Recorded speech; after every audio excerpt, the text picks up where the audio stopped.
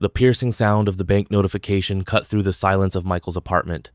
He glanced at his phone screen and felt his stomach churn. Negative balance. Again. His rent was due in 2 days, his credit card was maxed out, and his paycheck wouldn't arrive until the following week. How had he gotten to this point? Michael wasn't a compulsive spender, he didn't drive a luxury car, nor did he indulge in extravagant dinners. And yet, he was drowning in debt. This scenario plays out in the lives of millions of Americans. According to the American Bankruptcy Institute, more than 773,000 people filed for bankruptcy in the United States last year. What do many of these stories have in common? The warning signs were there but were ignored until it was too late. The first step in avoiding bankruptcy is recognizing the warning signs. If you constantly rely on overdrafts, delay payments, or depend on credit cards to cover basic expenses, it's time to act. Small spending habits and seemingly harmless financial decisions can trigger a devastating domino effect. Most people don't realize they're in free fall until they hit rock bottom.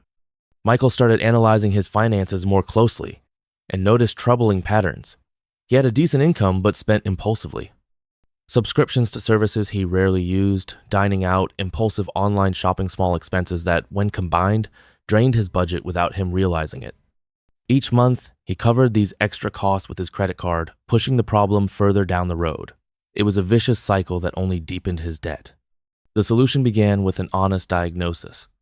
Michael tracked every expense for a month and realized that 40% of his salary was disappearing into non-essential spending.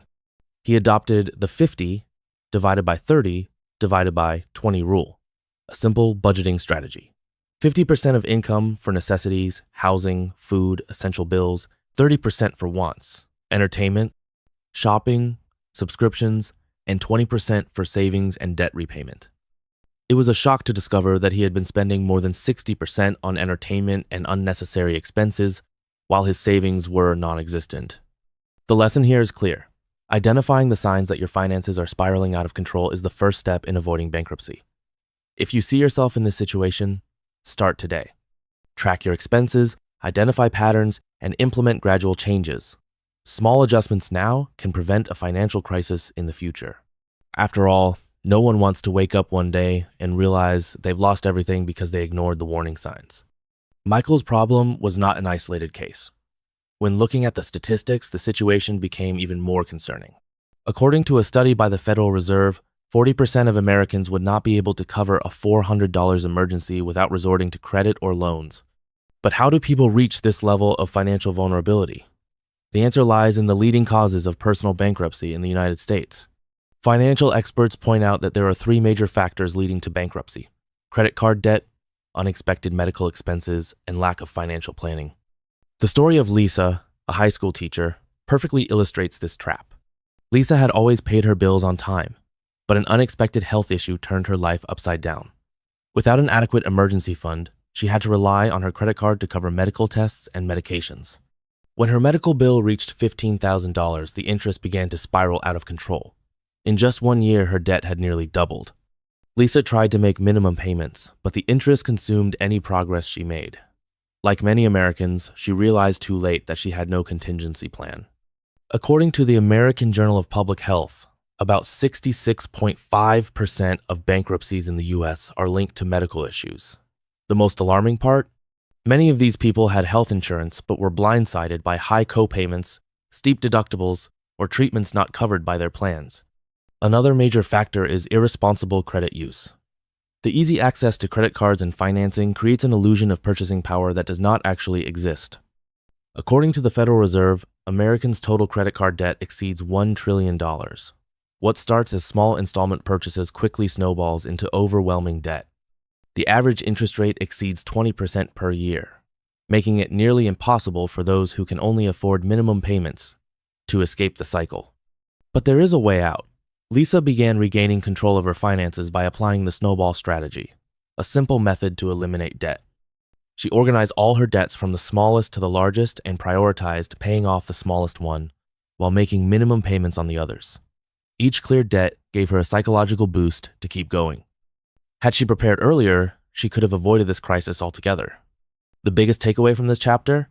Avoiding bankruptcy starts with recognizing the risk factors. If you rely on credit cards for daily expenses or don't have an emergency fund, you are financially vulnerable. But there is still time to act. Start by reviewing your expenses, creating a debt repayment plan, and building an emergency fund. Don't wait for a crisis to understand the importance of solid financial planning. The next step, learning how to climb out of the financial hole even when it feels like there's no way out. Michael felt like he was trapped in a bottomless pit.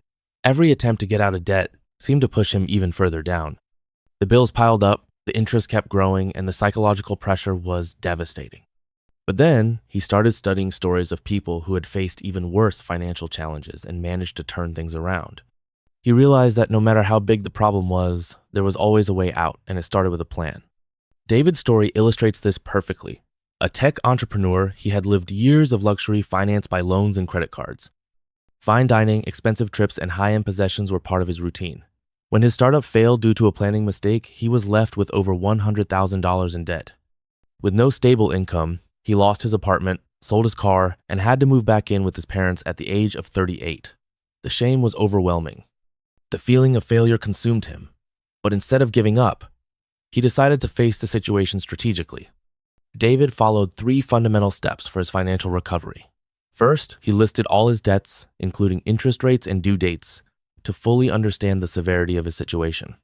It was a tough but necessary moment. Only by confronting the real numbers did he grasp the depth of the hole he was in. Next, he contacted his creditors to negotiate lower interest rates and longer repayment terms.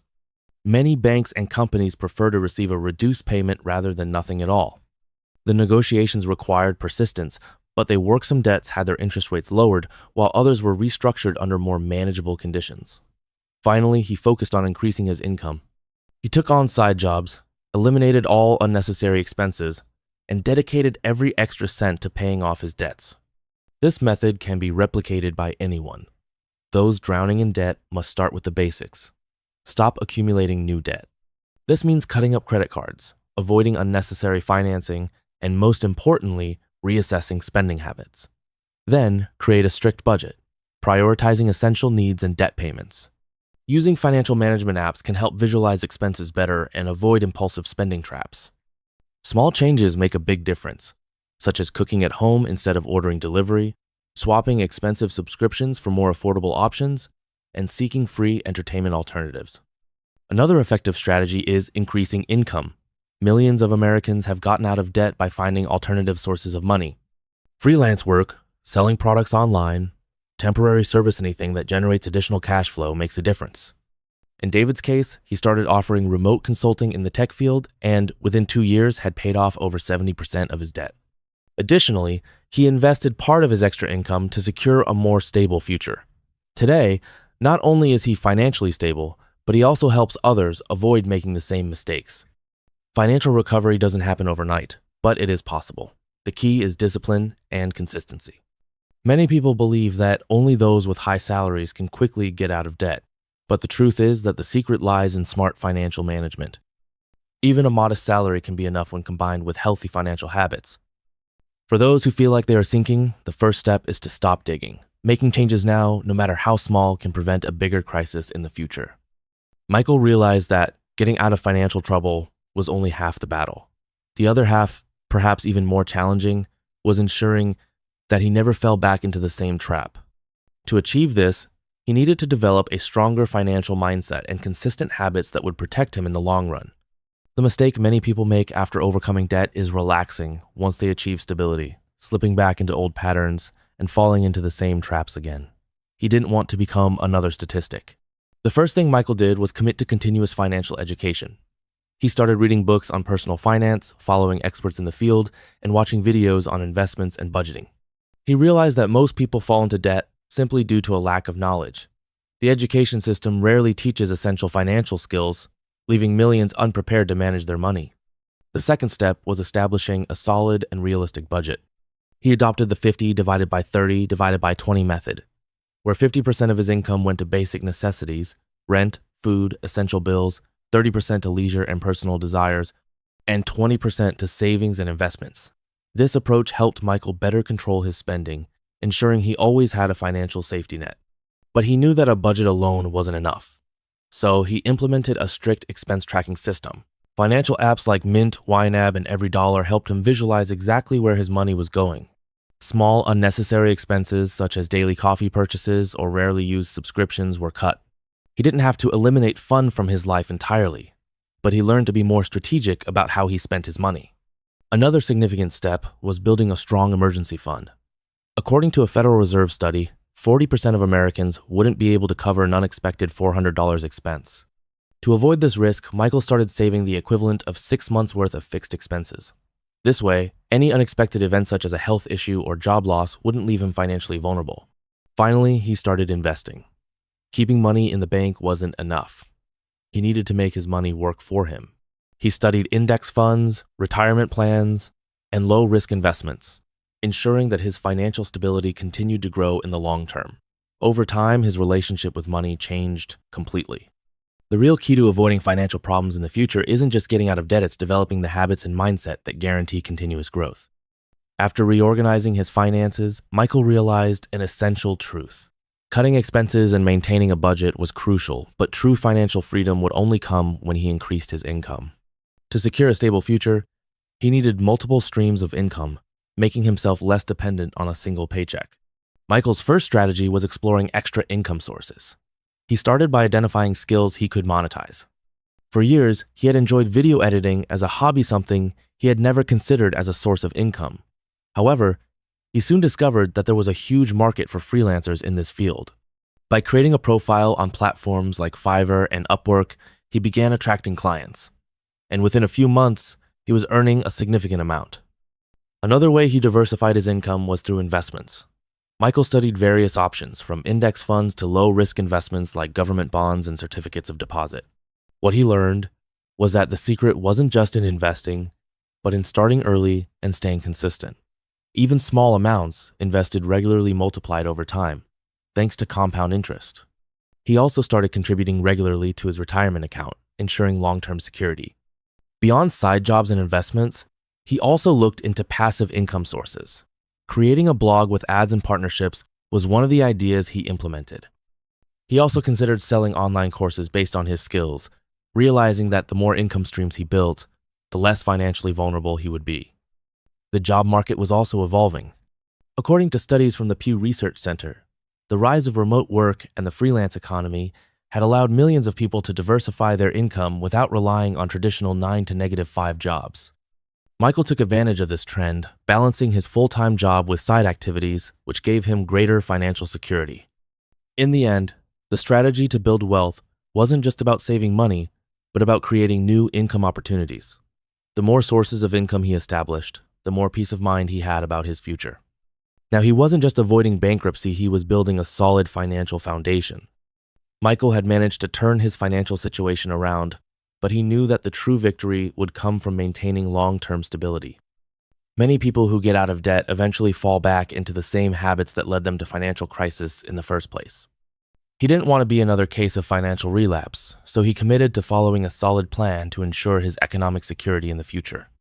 The first step was strengthening his emergency fund. He had already saved enough to cover 6 months of expenses, but he decided to expand it to a full year. Having this financial cushion meant that, in case of economic downturns or job loss, he wouldn't have to rely on loans or credit cards. Statistics show that most personal bankruptcies happen because people lack emergency savings for unexpected situations. Additionally, Michael committed to regularly reviewing his financial goals. Every month, he analyzed his budget, investments, and expenses to make sure he was staying on track. He also learned that small adjustments and revisions could prevent major problems in the future. Another essential factor was continuing to invest. He realized that simply keeping money in a bank account wasn't enough to build wealth. He studied diversification strategies, including real estate, stocks, and business ventures. He understood that the key wasn't just making money, but making his money work for him. Financial discipline also required saying no to temptations. Uncontrolled consumerism was one of the biggest culprits behind excessive debt. Michael adopted a simple system to evaluate every purchase. Is this a want or a need? If it was a want, he waited a week before deciding.